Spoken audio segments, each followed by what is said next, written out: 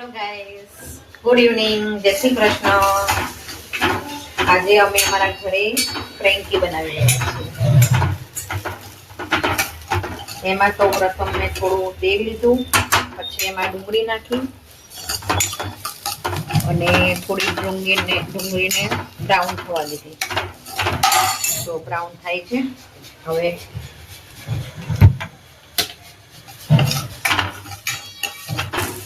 એમાં ડુંગળી બ્રાઉન થઈ ગઈ છે એટલે આમાં છે ને હવે આદુ લસણ મરચાંની પેસ્ટ નાખી દઈશું.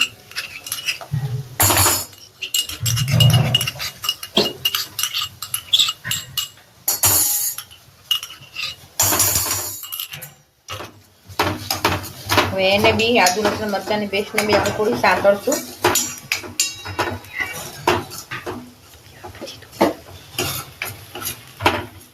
થોડી વાર એને સાતરી દઈએ, સરસ મજાનું બધું મિક્સ થઈ જાય. હવે છે ને આમાં જો ડુંગળી આદુ લસણ મરચાં એકદમ સરસ તેલમાં સતરાઈ ગયા છે. હવે એમાં આપણે છે ને મકાઈ અને વટાણા એ બીને છે ને બાફી દીધા છે. બાફીને હવે આમાં એડ કરી દેવાનું.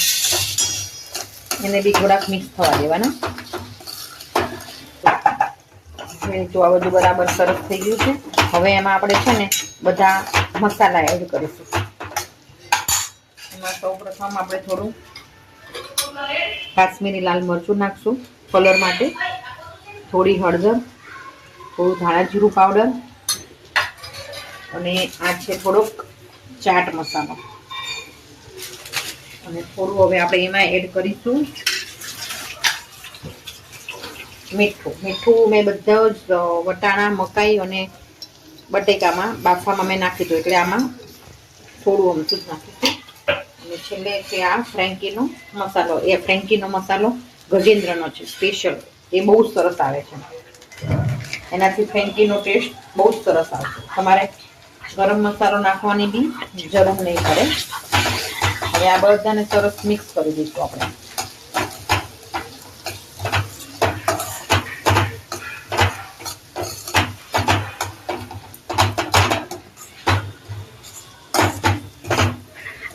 હવે થોડું અમથું સાતળવા દઈએ.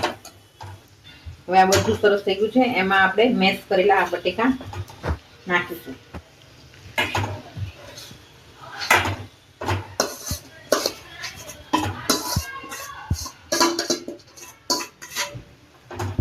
હવે બધું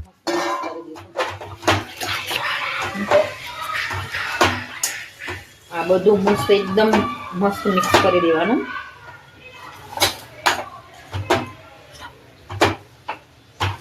હવે આપણે ફ્રેન્કીનો મસાલો મસ્ત તૈયાર થઈ ગયો છે અને થઈ ગયો બી છે સરસ. હવે આને છે ને આપણે સાઈડમાં થોડી વાર ઠંડો કરવા મૂકી દઈશું. પછી એના આપણે રોલ વાળીશું.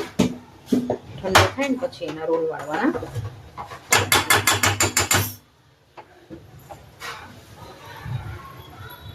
જો કેવો સરસ લાગે છે મસાલો. લાગે છે ને સરસ? હા. અને છે ને જો મેં આ એક ટોપલીમાં કોબીજ, કેપ્સિકમ અને ગાજર લીધા છે. બરાબર છે. એમાં ગાજર ઓપ્શનલ છે, જેને ભાવે એને નાખવાના, ના ભાવે તો નહીં નાખવાના. પણ મારી પાસે અડધું પડ્યું હતું એ મેં નાખ્યું છે કેમ કે મારા છોકરાઓને ઓછું ગાજર ભાવે છે. પછી એમાં છે ને આપણે થોડું અમથું મરી પાવડર નાખી દેવાનું. પછી એમાં થોડું અમથું ચાટ મસાલો નાખવાનો. ચાટ મસાલો ટેસ્ટ પ્રમાણે, જો ભાવે તો નાખવાનો, નહીં તો નહીં નાખવાનો. અને પછી આ મેં લીધું છે ડૉક્ટર ઓટકર્સનું ફન ફૂડ. આ બહુ જ સરસ આવે છે મેયોનીઝ. એ આપણા યોગ લાગે એ પ્રમાણે આપણે એમાં એડ કરીશું. બરાબર છે. હવે એને હું છે ને આટલું નાખીને મિક્સ કરી લઉં. પછી જો મને ઓછું લાગશે તો ફરીથી નાખવાનું. અને એકદમ લચકાવાળું થઈ જાય તો નહીં નાખવાનું. એ આપણે ઓપ્શનલ છે. જેને વધારે ભાવે તો વધારે નાખે, ઓછું ભાવે તો થોડું ઓછું નાખે. એના જે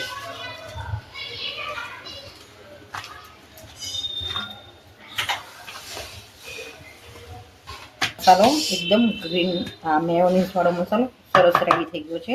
એ જે આપણે રોલ્સ પાડીએ ને, રોલ્સ મૂકીને રોટલીમાં એની ઉપર પછી આ મસાલો નાખી દેવાનો આપણે.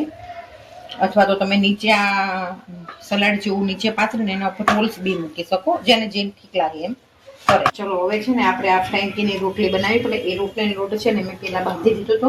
એમાં અડધો મેંદો અને અડધો ઘઉંનો એટલે કે રોટલીનો લોટ બંને મિક્સ લેવાના.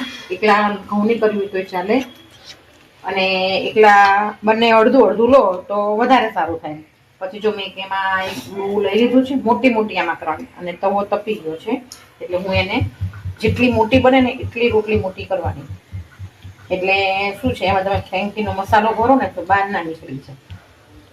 મેં પેલા ફ્રેન્કીનો મસાલો, પેલું સલાડ એ બધું કરી મૂકી દીધું, કેમ કે એ બધું ઠંડુ થઈ જાય ને તો પછી આમાં મસાલો ભરવાની મજા આવે.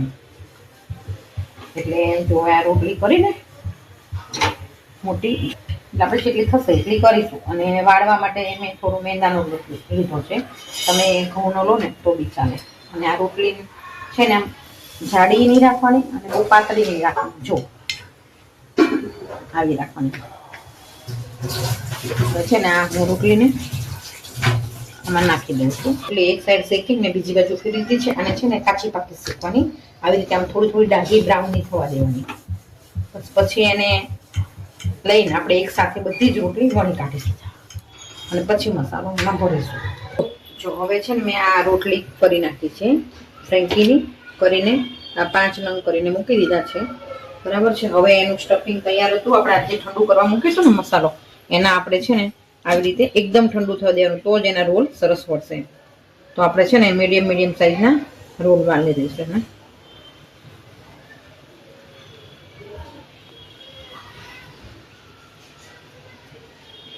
ઠંડુ થાય ને પછી જ વાળવાના, એટલે શું એ રોલ આપણા સરસ વળાઈ જશે. બરાબર છે. જો એક તો મેં વાળી દીધું, સરસ ઠંડુ થઈ ગયું છે, મિક્સ બી સરસ થઈ ગયું છે. આવી રીતે બનાવતું જોવાનું. આ છે મેં જો એકદમ રોલ વાળીને કમ્પ્લીટ કરી નાખ્યા છે. હવે આપણે છે ને ફ્રેન્કીના રોટલીના ઉપર આ બધું મૂકીને કેવી રીતે કરવાનું એ આપણે જોઈએ. બરાબર છે. હવે છે ને મારી ઘરમાં છે ને બધાને અલગ અલગ ભાવે. કોઈને સોસવાળા ભાવે, કોઈને પીઝા ટોપિંગવાળા ભાવે, પછી કોઈને આ શેઝવાન ચટણી, મારા બેબીને શેઝવાન ચટણીવાળું વધારે ભાવે. એટલે એનું આપણે પહેલું શેઝવાન ચટણી નાખીને આ સ્પ્રેડ કરી દઈશું. પહેલાં આપણે એને જેવું ભાવતું હોય ને એવી રીતનું કરવાનું. એને થોડુંક આમ તીખું ભાવે એટલે આપણે થોડુંક અમથું વધારે લગાવીશું. એને સોસ ગળ્યું નથી ભાવતું એને, એટલે પછી આપણે પછી એના ઉપર છે ને થોડુંક અમથું આ જે આપણે ગ્રીન સલાડ જેવું કર્યું હતું ને એ કરી નાખીશું. વેજીટેબલ બધા નાખે છે. અને હવે આ એના ઉપર આ એક રોલ, બરાબર છે.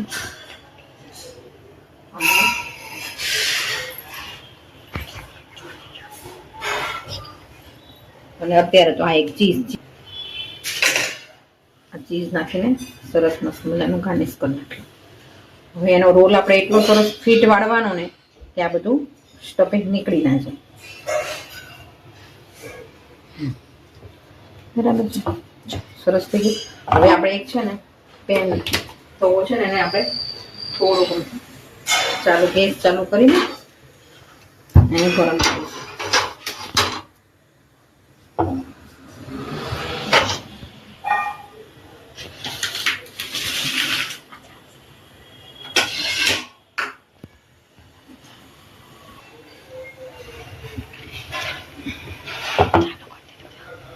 હવે આ તવો છે ને તપી ગયો છે. એમાં મેં નાખ્યું થોડું ઊંચું બટર.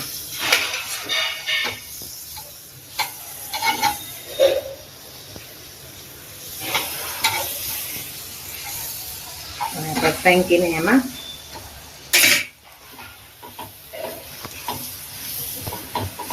શેકવા દઈશું. આપણે બધી બાજુ સરસ મજાની ક્રિસ્પી થાય ને એવી.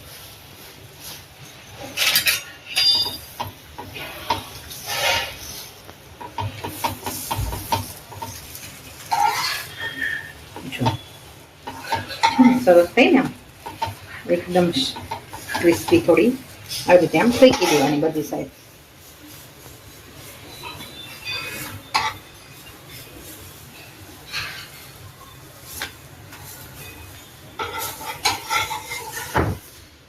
હવે આપણે ફ્રેન્કી તૈયાર થઈ ગઈ છે ને એને આપણે છે ને આપણે આ કટોરથી આમ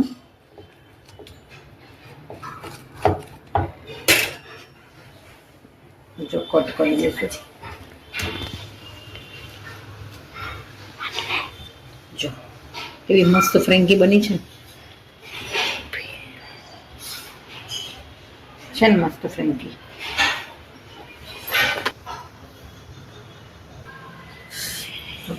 બીજી એક બનાવીને આપણે આ ટોમેટો કેચઅપ વાળી કરીશું. એ તીખું બહુ ઓછું ખાય. હવે આપણે આ એમાં સ્ટફિંગ કરીશું. બરાબર છે. આ રોલ મૂકીને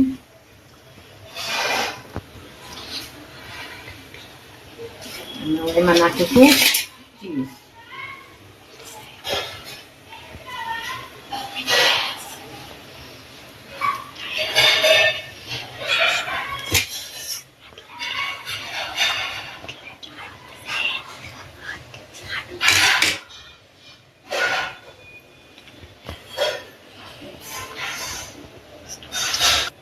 એના પર હું થોડો અમથો ચાટ મસાલો પાડ્યો.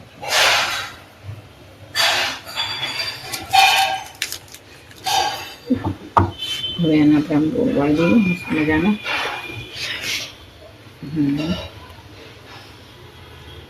હવે થોડુંક અમથો બટર નાખીને શેકી લઈએ.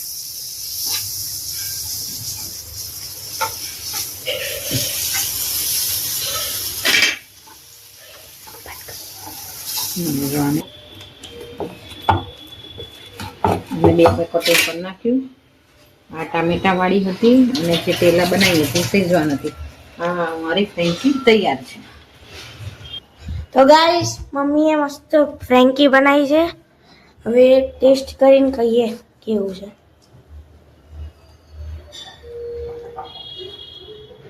મસ્ત છે. તમને અમારો વિડીયો ગમે તો લાઈક કરજો, શેર કરજો, સબસ્ક્રાઇબ કરજો. જય શ્રી કૃષ્ણ. જય શ્રી કૃષ્ણ. જય